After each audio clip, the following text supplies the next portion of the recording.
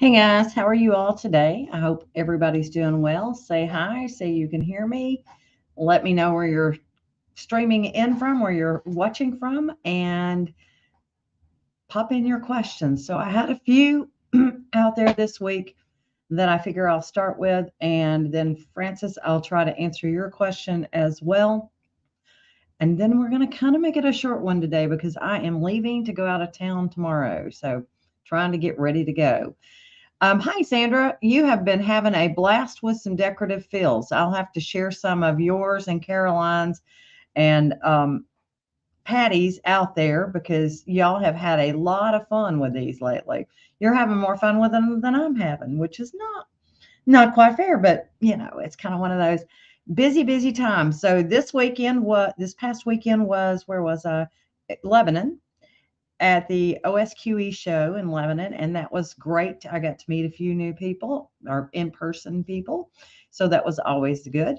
And my aunt stopped by to surprise me, my aunt and her friends, and some of my friends as well. So it was good to see everybody. So, hey, Marjorie, it's good to see you, Margie. Calling you Marjorie. Um, so it's dreary in Texas. It's actually lovely here today, I'll have to say, although I'm headed to Virginia tomorrow and it's supposed to be pretty chilly.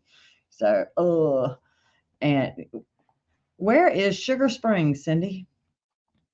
I don't know that I've been there before. Okay, so the first question was from Judy Bird. Judy, how do you send your pieces to your ScanNCut from BES where you've created your appliques? So I'm going to hit this one again. Y'all know I've done this a million times, but we're going to do it again today because sometimes finding what you want with all of the different lives that I've done is kind of hard. So we'll go ahead and do it again today. So I'm going to touch add design, and I am just going to add an applique shape just because this is how you would do it. And for those of you that don't realize it, this is actually a rabbit. It comes in very bizarre looking, but it is actually a rabbit if you rotate him to the left. There you go. And let's rotate him a little bit more just so we can actually tell what he is. If you have created an MBES, it will automatically have applied what you need to know, what it needs to do. So that applique material would automatically be applied there. Touch your Tools tab and touch the ScanNCut button. That is your artwork, and you'll notice that there's an artwork tab right here. Then you can export your FCM file. I don't remember if you told me you had a power pack or not, but if you go up to here to the application button and choose ScanNCut machine, send to ScanNCut machine. If you are logged into your Canvas Workspace account, it will send to any ScanNCut machine that you have connected. Now, if you don't have that first power pack, then you won't see this, or the second power pack, you won't see this, but that's what happens when you get a power pack. If not, you can always touch the export FCM file right here, or go up to the application button and choose export FCM file. Okay. Now, hopefully that answers your question, Judy. The other question was in PE Design. There are new couching designs on the Stellaire. Okay, those are line couching designs. Those are also on the Luminaire. When we first got embroidery couching on the Luminaire, I had wanted to do more than outline couching. I wanted to do fill couching. And so there are fill couching letters on the Stellaire and the Luminaire as well. So this was my take on it, and I'll show you kind of how I did this. So I just grabbed a shape in the software, I believe it was. Actually, no, I went to over here, outline shapes, and I went to floral, and I grabbed this flower. Y'all should recognize this. It is also on, what else is that on? Let me think. Oh, the ScanNCut. That's what I was trying to say. This flower is also in the ScanNCut. So what I did was I went to my shapes tab and I changed the fill stitch from a fill to a concentric circle or a spiral stitch or a flexible spiral. So let's see what spiral does for us. Nope, it was concentric circle. And you'll notice how that basically does a nice little concentric circle type thing. And then I changed that density way, way down. So my density, I don't normally work in inches, so let's go down to metric. My density, I shot way, way down. Not that far. That looks pretty good. And then, so that I could change that from a running stitch to something else, I went to convert region to line. And what that does is it converts that fill stitch into an outline stitch. So now that I have converted region to line, I can change this to a zigzag stitch. Now that zigzag right there is a little bit much, so that's where the density comes in again. So I changed my density way, way down to about 0.08 or 0.8. And I made my zigzag stitch a bit wider. Now, if the density is still not where you want it, you can always reduce it, but that gave me pretty good coverage and it works pretty well. Okay. Now, if you wanted to, let's go undo, undo, and undo. Let's say I decided, I was a little bit too dense still. I can go back down and go in my density. I've undid until I was back to the fill stitch. Now let's go back up and say convert region to line and go back and choose the zigzag stitch. I like that one better. I think that one would work better. Now you could also change where the entry and exits are so you don't have as heavy of a stitch around the outside edge. Just keep in mind that that's what it's doing. And you really can't control how it's stitching. It is going to do its own little thing to map it as best as it can.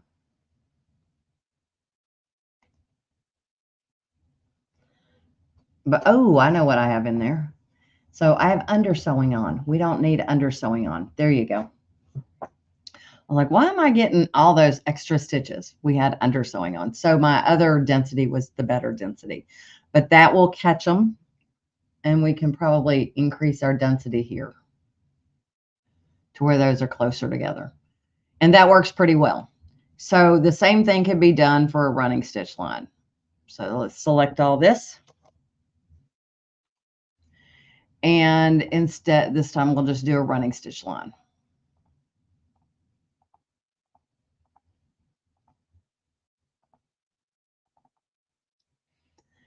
Now, on this one, I would probably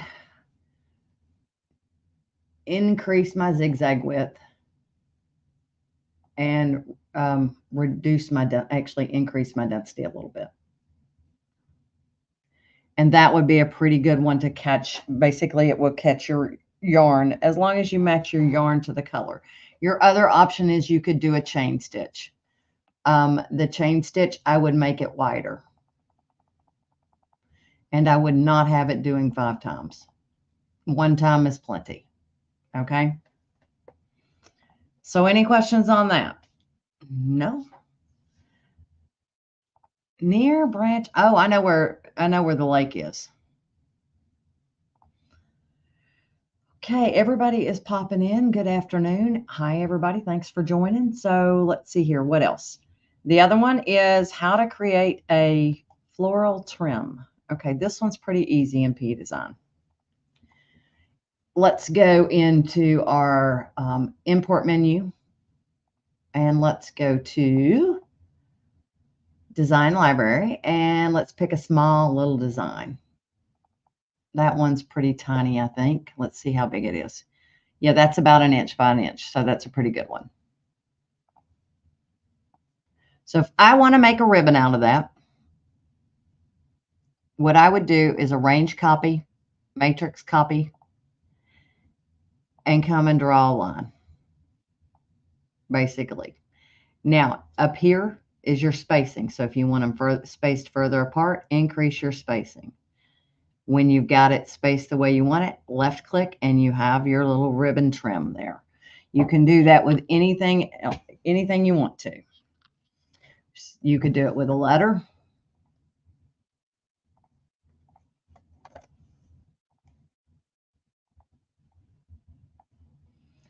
Arrange copy, matrix copy, and just make it to, see if I go this way, it's going to fill up the whole page. If I just go like this, I'm just getting a row, and I can increase that spacing. And then I can left click and it's done. Okay. The flower didn't color sort. Let's go look and see again.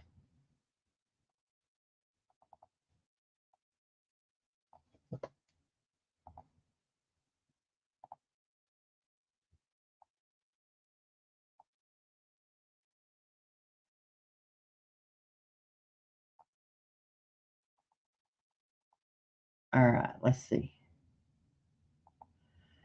Okay, so it did not color sort. It is not overlapping. Hit your button. Optimize sewing order. I'll tell you why it didn't. If I left click on one of them again, let's take this one and move it up. Arrange copy. Do you see where I did not have a check mark in front of optimize sewing order? That's why it didn't do it automatically. So let's delete all these and come and do it again. Arrange copy, matrix copy. I must have, the last time I did, I must not have wanted it to color sort. Now it color sorts. Good question, Patty. Okay.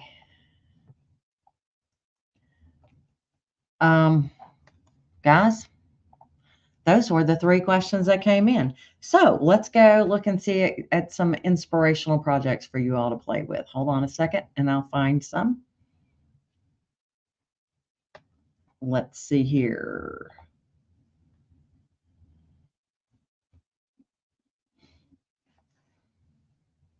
Okay. Let's share my screen again. All right, so Caroline, I love this. This is very cool. She made this one when I first released that first collection, but she added a bag to it. I love it. I absolutely love it. Let's see, what else do we have in here? And this one is from Sandra. She used the pumpkins that I just released and a design that she had purchased. Then this is another bag from Caroline, and let's see if we can zoom in on this. So she has used the flower fill in this one, and notice how she got it right there, right where she wanted it in the center. So that's really cool. She did that on the luminaire itself. This is another bag that she did and made that flower perfectly centered on her trim. I'm pretty sure that is a that's one of Reen's bags. I'm trying to see. I know that there are more projects out here. Let's hunt. So if y'all aren't a member of the Education Connection, they are a pretty active group. This one Kathy did. She did this project right here. She found it at a quilt show, and there she used the bats around it to quilt around it, which is kind of cool. And the Oregon ducks, I'm going to slide one past that one. So this is an Art Spira project that Linda did. This one is a Dakota Collectibles design, and around it, Sandra's used the nuts. I mean, she's been playing, and so has Patty here. So Patty's made a fall banner with the pumpkins around the outside edge. Ooh, this one. I like this one. This one's super cute, Sandra. And evidently it's a Need a Good Design cat and a Dakota Collectibles fall. And so she's got the cats in both of those. Kind of like those cats. They turned out cute. And I think that's all the inspirational ones we have in here. Let me stop sharing. and come back up. Sandra, just go to my website. Hold on a second.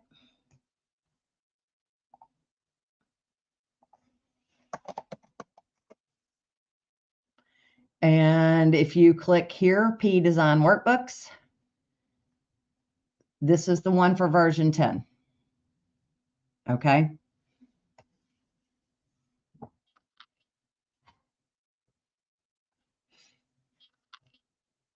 So no, so DJ, you cannot use the transform function because those are actually physical designs. You can use the fit text to path. You can do things like that, but you can't actually do the transformation.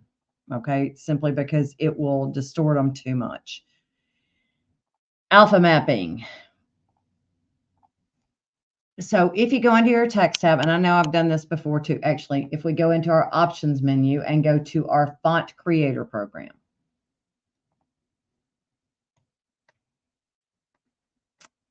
Oh.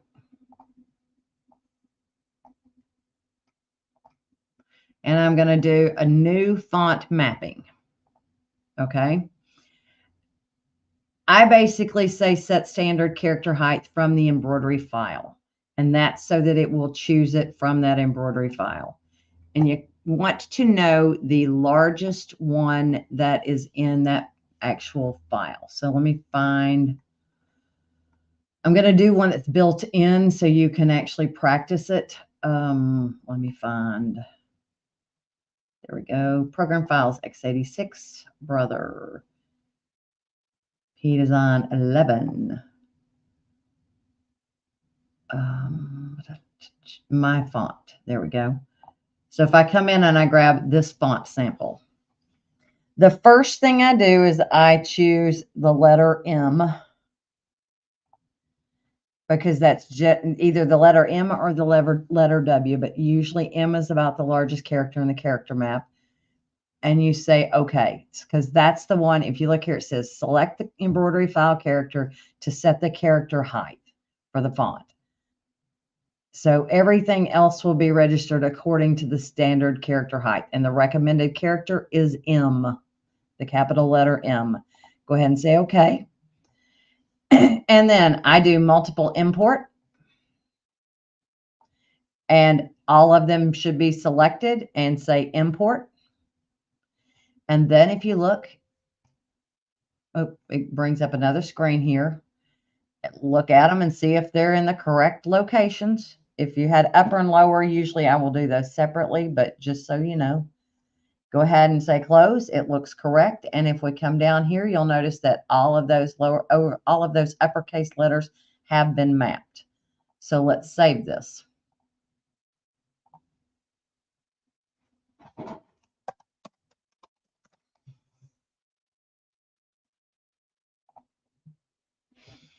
All right, now to use it,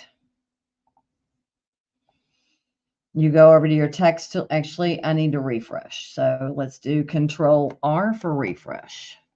Let's go to text, mapped fonts, and let's do Facebook Live. Oops, nope. Maybe did I have two of those? Let's close it down and start again.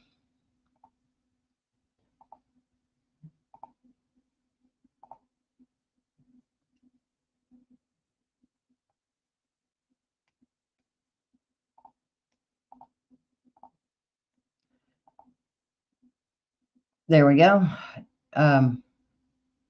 Here we go. FB Live.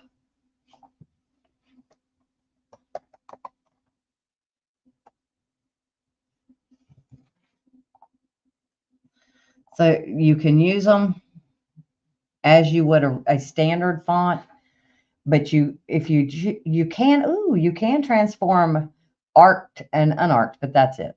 It's not going to let you do the others. So it will let you do this.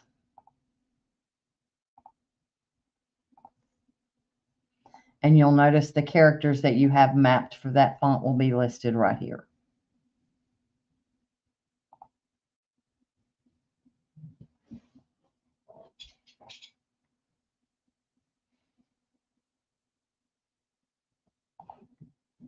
Now, if I had upper and lowercase, let's go over here.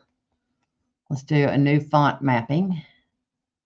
And we'll say okay again. And let me see if I have any that might. New font mapping. No. Okay.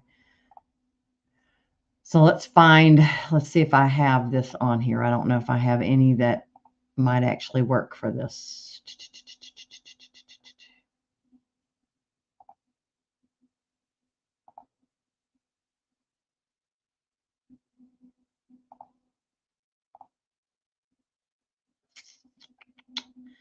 I do not have any on here. Those are on my other computer. So I used to have an upper and lower case in here for me to be able to play with. Let's see if there's one in the sample files. Number 2 is not there.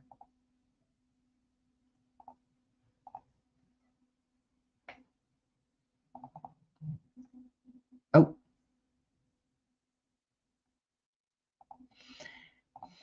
It does help if you don't double click when you're not meaning to, guys.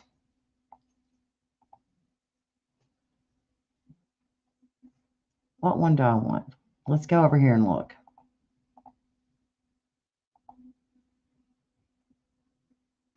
All of them are uppercase, so there's nothing I have that I can do for you, unfortunately. But if you're doing, let me kind of tell you how I would do it. So if you have upper and lowercase ones, you're going to go ahead. I usually put them in separate folders. Make sure the font names are not obnoxiously long. I usually go in and rename them A, B, C, D, E, and F in both upper and lowercase so that they're in separate folders. It makes it easier for when you're importing them. Why is this not? There we go. Thank you. Just don't double click. M. So now, if I need to bring them in at one at a time, choose single import. The A is the one that's selected right now, so I would touch the A and import it. And then I would come up here and go to B and import it. And you can double click and then go to C, double click it, and import it. So if you have to do them manually one at a time, that's the easiest way to do it. All right. Okay, guys. Any other questions for me today? But yeah, Patty caught that one pretty quick, and she caught me off guard. I don't know why I didn't do. No, that does not that did not connect to each other. So if you want it to connect, that would not be freestanding. Freestanding lace designs are something we don't have time to get into here. I will lose half the audience because we have no automatic way to do it. But if you want them to connect to each other, instead of increasing the spacing, when you do the matrix copy, now this we would basically have no spacing and we would go to a negative number.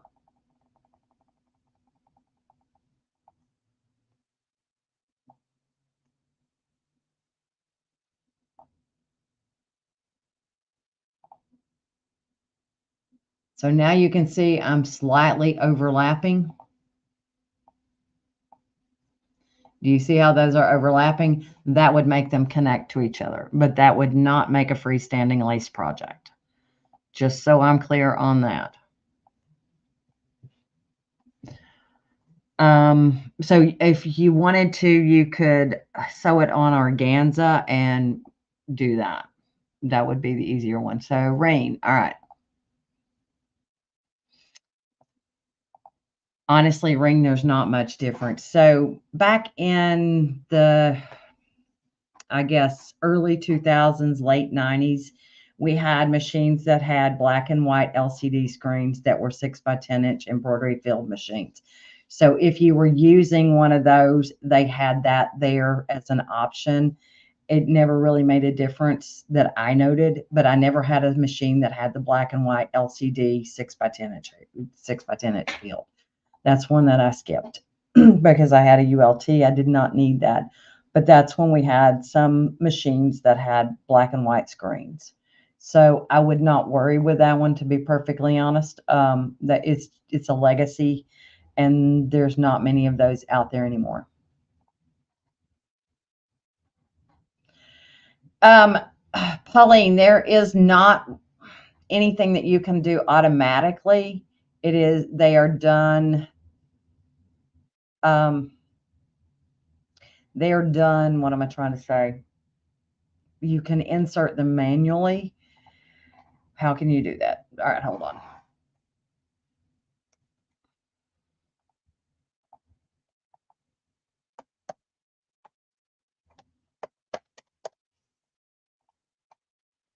So the PR should automatically put them in for you and tie off. Let me change my hoop so we're not going in such a tiny field. And these should actually generate tie-offs for you as well.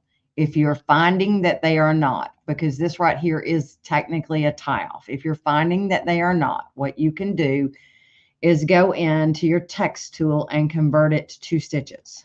Once you have converted to stitches, you can then go to the select point tool and grab that last point and add in a few extra stitches to make it tie off. Okay. So even if you change the color of each letter, it would not make a difference. What you have to do is find where it's going to jump, which is right here. You can see the little dashed line that's telling you where the jump is. So if you want it to tie off, you can make yourself kind of a little star here if you're finding that yours is not tying off. It should do it on the tie-in should not be an issue. It's always the tie off. Ooh, hello. My P design has decided to lock up. Yeah, the hoop side, it really honestly didn't matter. It was more about visuals for people, and I don't know. Yes, Art Spira should work with your ScanNCut 230DX, any of the DX models.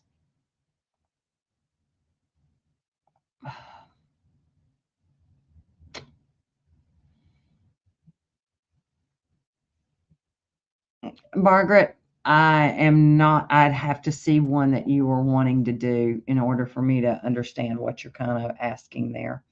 I've used fonts with variegated threads quite often, and if you do it with if you do an outline font instead of a built-in instead of a fill stitch, you will have a good way to go. Oh, well, my P design decided to malfunction. Is that evidently what happened?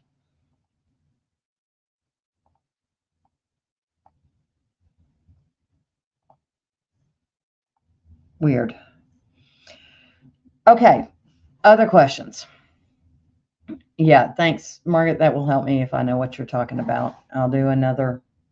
I'll look and see if I can give that to you. If there are no other questions, I guess I am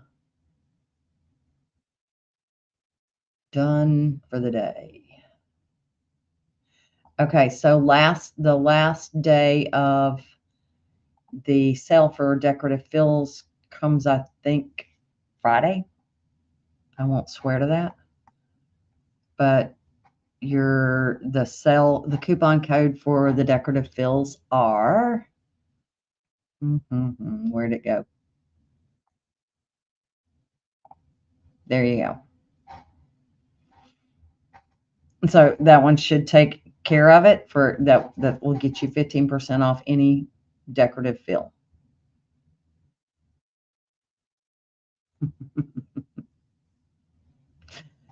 Patty, I I don't know. My world keeps getting. I was supposed to be home next week, but I'm now in Bartlett doing a taping again. So um, I'm actually home for a week after that. So Princess definitely needs some extra walk time because her daddy is going to be walking her after that, and he's not as good at it as I am. Um, you know, hopefully the winter I'll be home a little bit. Truly, hopefully, we'll see. It's, you know, we're back to traveling, guys. So, and when we're back to traveling, it's much more challenging for me to get into a position where I can do anything creative. I haven't done anything fun for myself since mm, probably last year. So, yes, I have Houston coming up. So that's what I'm saying. I'm home for a week, then I leave for Houston, and then I leave for Nova. After that, I'm home until we go for Thanksgiving, those kind of things. So, you know, once I get home, it's time for personal travel. Yeah, my husband's got vacation days I've got to use up. So, all right, guys. If there are no other questions, so yeah, I am in. If you're in the Dayton, Virginia, and you are interested in a PR or a ScanNCut, I'm doing a side hustle and power up your side hustle event and a scandalous event at Patchwork Plus in Dayton, Virginia. And then I'm doing a 2-day creativity multiplied, which is a 10 needle event there. So yes, we have a whole bunch that we'll be doing live demos like every 30 minutes, like we do every year on the All Brands channel for Houston. It should be a lot of fun. You know, it's an exhausting week. Houston is always exhausting, but it's always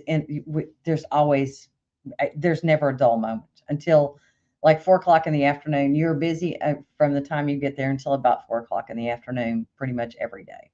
So it is a busy time, but it's a lots of fun, and I can't wait to see Rain and all my other friends that I get to see when I go down there. So if there are no other questions, then I am going to say goodbye for today and get to finish packing. So y'all have a good rest of your week. Send in no, now next week I will not be live. I come home on Sunday and I leave on Monday. So I will not be live next week. It'll be the week after. Okay. So y'all have a good one, and I will talk to you later. Bye bye.